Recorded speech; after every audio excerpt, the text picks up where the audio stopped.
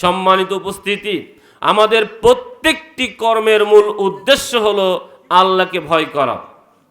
কারণ আল্লাহ ভীতি ছাড়া পৃথিবীতে কোনো আমল টিকবে না।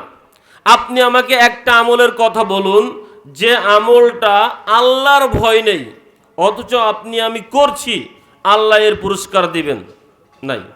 আল্লাহ তাআলা এই পৃথিবীতে যা কিছু করার চেষ্টা করেছেন সব কিছু দিয়ে আপনার আমার হৃদয়ের মাঝে আল্লাহর ভয় সৃষ্টি করতে চেয়েছেন।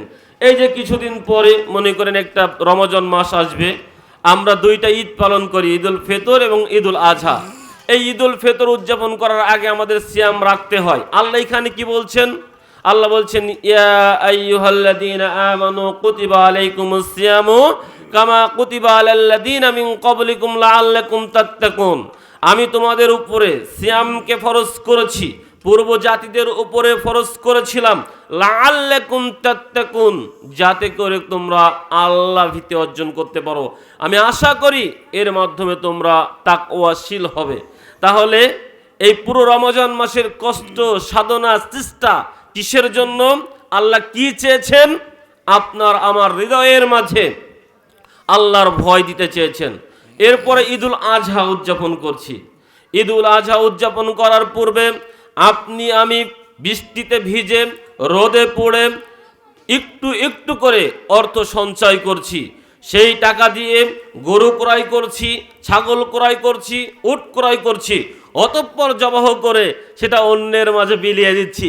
আমার উপার্জিত সম্পদ থেকে অর্থ জমিয়ে আমি গরু ছাগল ক্রয় করে অন্যকে বিলিয়ে দিচ্ছি। কিসের কারণে? আল্লাহকে ভয় করি, এই কারণে। আল্লাহ তাই বলছেন, লা ইয়ানালাল্লাহু লুহুমুহা ওয়ালা দিমাউহা ওয়ালাকিন ইয়ানালুহুত তাকওয়া মিনকুম। সূরা হজ 37 নম্বর আয়াত। তোমরা যে কুরবানি করো, এর গোশত, এর রক্ত, এর কোনো কিছু, এর লোহম কোনো কিছু আমার নিকটে পৌঁছায় না, পৌঁছায় তোমাদের হৃদয়ের মধ্যে থাকা আল্লাহর ভয়। অতএব আল্লাহ তাআলা আপনাকে আমাকে সদা সর্বদা আল্লাহর ভয় এই হৃদয়ের মাঝে আনানোর জন্য চেষ্টা করেছেন।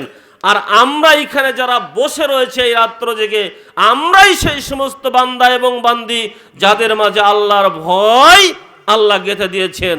যদি আপনার আমার হৃদয়ের মাঝে আল্লাহর ভয় না থাকতো, তাহলে আমার মতো এই কাঠখাট্টা কথা এই শীতের রজনীতে আপনি আমি শুনতাম না। শুধু আল্লাহকে ভয় করি বিধায় বসে রয়েছি।